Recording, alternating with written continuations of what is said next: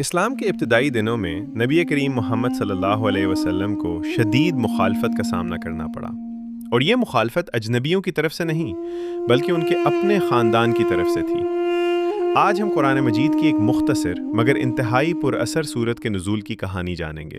سورہ اللاحب، سورت نمبر 111۔ جب اللہ تعالیٰ نے نبی کریم صلی اللہ علیہ وسلم کو حکم دیا کہ مکہ کے لوگوں کو کھلم کھلا اسلام کی دعوت دیں، تو آپ صلی اللہ علیہ وسلم کوہ صفا پر چڑھے اور قریش کو قبیلے در قبیلے، خاندان در خاندان پکارا۔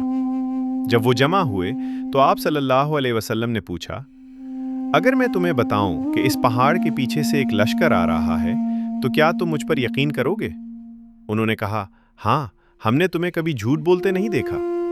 تب آپ صلی اللہ علیہ وسلم نے فرمایا، میں تمہیں ایک سخت عذاب سے پہلے خبردار کرنے والا ہوں۔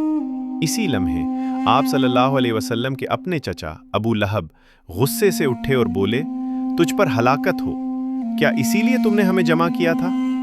ابو لہب ایک طاقتور آدمی تھا، مالدار، بااثر اور اسلام کے پیغام کا سخت دشمن۔ اس کی بیوی بھی کچھ مختلف نہ تھی، وہ کانٹے دار شاخیں اکٹھی کرتی اور انہیں ان راستوں پر بکھیر دیتی جہاں سے نبی کریم صلی اللہ علیہ وسلم گزرتے، محض آپ صلی اللہ علیہ وسلم کو تکلیف اور ذلت دینے کے لیے۔ یہ دونوں ابتدائی مسلمانوں کے سب سے سخت دشمنوں میں سے تھے۔ ابو لہب کے تمسخر اور اس کی بیوی کی ظالمانہ ہاپ کے جواب میں اللہ تعالیٰ نے سورہ اللاحب نازل فرمائی۔ ٹوٹ گئے ابو لہب کے دونوں ہاتھ اور وہ خود بھی تباہ ہو گیا، اس کا مال اور جو کچھ اس نے کمایا کچھ بھی اس کے کام نہ آیا۔ عنقریب وہ بھڑکتی ہوئی آگ میں داخل ہوگا، اور اس کی بیوی بھی جو ایندھن اٹھانے والی ہے، اس کی گردن میں مونج کی رسی ہے۔ یہ ایک براہ راست الہائی جواب تھا، کوئی عام تنبیہ نہیں بلکہ ایک مخصوص نام لے کر اس شخص کی مذمت جو حق کے خلاف اٹھ کھڑا ہوا اور اپنی طاقت سے مسلمانوں کو نقصان پہنچاتا رہا۔ علماء کرام اس صورت میں ایک معجزے کی طرف اشارہ کرتے ہیں۔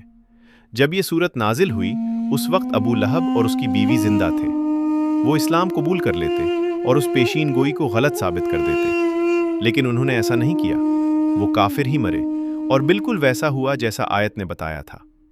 یہ سورت قرآن کریم کے الہائی مصدر کی ایک زندہ دلیل ہے۔ سورہ اللاحب ہمیں یہ سکھاتی ہے کہ کوئی بھی مال، رتبہ یا خاندانی تعلق اس شخص کو نہیں بچا سکتا جو تکبر کو حق پر ترجیح دے۔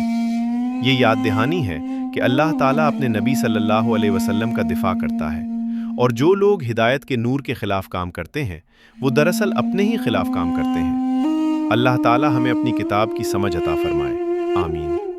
یہ تھی سورہ اللاحب کی تاریخی داستان۔ اگر آپ کو یہ ویڈیو پسند آئی تو ابھی لائک کریں، ہمارے چینل کرونیکلز آف ٹائم کو سبسکرائب کریں تاکہ اسلامی تاریخ کی ایسی ہی حیرت انگیز کہانیاں آپ تک پہنچتی رہیں۔ اس ویڈیو کو اپنے دوستوں اور خاندان کے ساتھ شیئر کریں کیونکہ علم بانٹنے سے بڑھتا ہے۔ اللہ حافظ۔